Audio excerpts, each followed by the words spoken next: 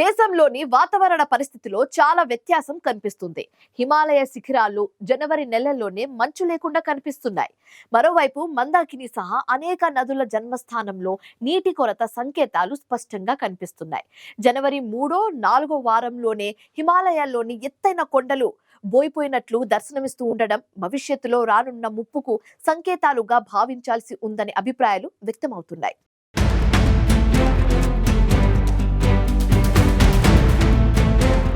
సాధారణంగా జనవరి నెల అంటే హిమాలయ ప్రాంతాలు తెల్లటి మంచుతో కనిపిస్తాయి. కానీ ఈసారి పరిస్థితి పూర్తి భిన్నంగా ఉంది. జనవరి 3వ వారంలోనే చాలా ప్రాంతాల్లో మంచు జాడే కనిపించడం లేదు. ఎత్తైన కొండలు కూడా బోసిపోయినట్లుగా దర్శనమిస్తున్నాయి. ఇది సాధారణ వాతావరణ మార్పు కాదు. వాతావరణ మార్పుల ప్రభావానికి ఇది స్పష్టమైన ఉదాహరణగా నిపుణులు చెబుతున్నారు. కేదార్ లోయలో ప్రవహించే మందాకిని నది సహా అనేక నదులకు జన్మస్థానమైన ఈ పర్వత ప్రాంతం జీవవైవిధ్యానికి కోట్లాది మంది జీవనాధారంగా ఉంది.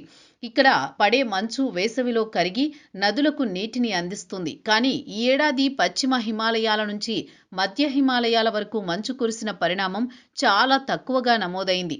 సాధారణంగా మంచుతో కప్పబడే ప్రాంతాలిప్పుడు ఎండిపోయి కనిపిస్తున్నాయి.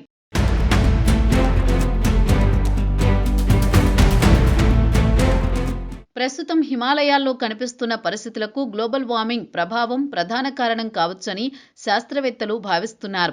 అందుకు కారణం లేకపోలేదు. గత కొన్ని దశాబ్దాలుగా హిమాలయ ప్రాంతంలో ఉష్ణోగ్రతలు వేగంగా పెరుగుతున్నాయి.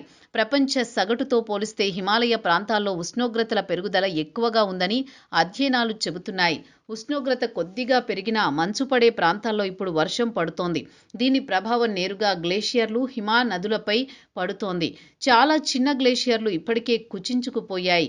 కొన్ని పూర్తిగా కనుమరుగయ్యే ప్రమాదంలో ఉన్నాయి. దీనివల్ల మందాకిని వంటి నదుల్లో నీటి మట్టాలు తగ్గుతున్నాయి. భవిష్యత్తులో వేసవిలో నీటి కొరత పెరిగే అవకాశం ఉందని నిపుణులు హెచ్చరిస్తున్నారు.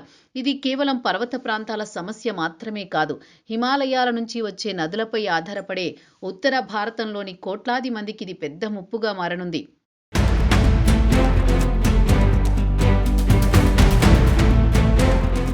ఇప్పటికే ఈ తరహా వాతావరణ మార్పుల ప్రభావం స్థానికులపై పడుతోంది. యాపిల్, ఆలు వంటి పంటల దిగుబడి తగ్గుతోంది. పశువులకు మేత దొరికే మైదానాలు ఎండిపోతున్నాయి.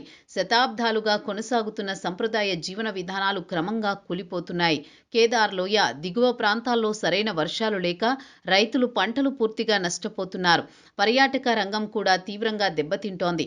ఒకప్పుడు మంచు చూడడానికి జనవరిలోని వేలాది మంది వచ్చే దేవరియాతాల్, తుంగనాథ్ లోయ, కార్తీక స్వామి వంటి ప్రాంతాలు ఈసారి ఖాళీగా కనిపిస్తున్నాయి. మంచు లేకపోవడంతో పర్యాటకులు నిరాశతో వెన్నుదిరుగుతున్నారు. దీంతో హోటళ్లు, గైడ్లు, వాహనదారులు, చిన్న వ్యాపారులు ఆదాయాన్ని కోల్పోతున్నారు.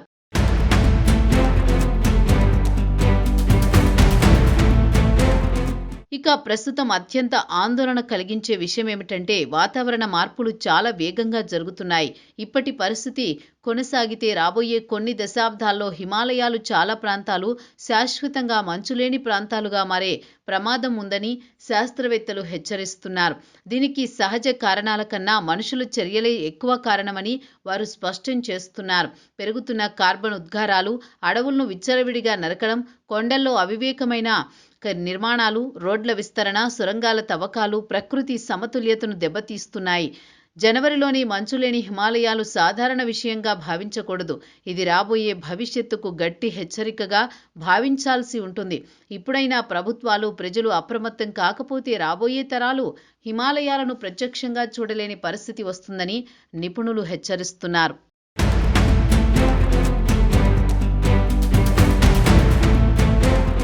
ఈ ఏడాది వేసవి కాలం ఇంకా రాకముందే హిమాలయాల్లో మంచు మచ్చుకైనా కనిపించడం లేదు. అయితే ఈ తరహా పరిస్థితులకు గ్లోబల్ వార్మింగ్ కారణమా అనే ప్రశ్నలు సైతం ఉత్పన్నమవుతున్నాయి. అయితే ఈ తరహా భిన్న వాతావరణ పరిస్థితులు రాబోయే భవిష్యత్తులకు గట్టి హెచ్చరికలుగానే భావించాలని నిపుణులు సూచిస్తున్నారు. రాబోయే ప్రమాదాన్ని ముందుగానే గ్రహించి దానికి తగిన విధంగా ముందస్తుగా జాగ్రత్తలు తీసుకోకపోతే అందుకు తగిన మూల్యం చెల్లించక తప్పదు.